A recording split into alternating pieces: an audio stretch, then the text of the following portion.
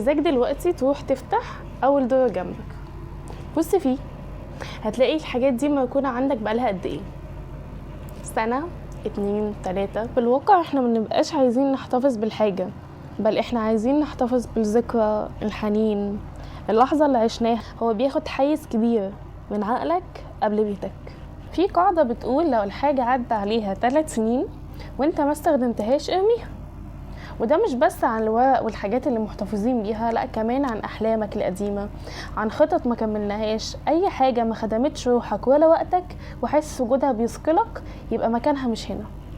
بس الاستغناء مش ضعف، دي شجاعه منك، لانك بتقول لنفسك انا خلاص، انا اتغيرت وبقيت جاهز ان انا اسيب اللي ما بقاش يخصني، عشان الجديد محتاج مساحه، ومفيش حاجه هتدخل طول ما القديم واخد مكانها.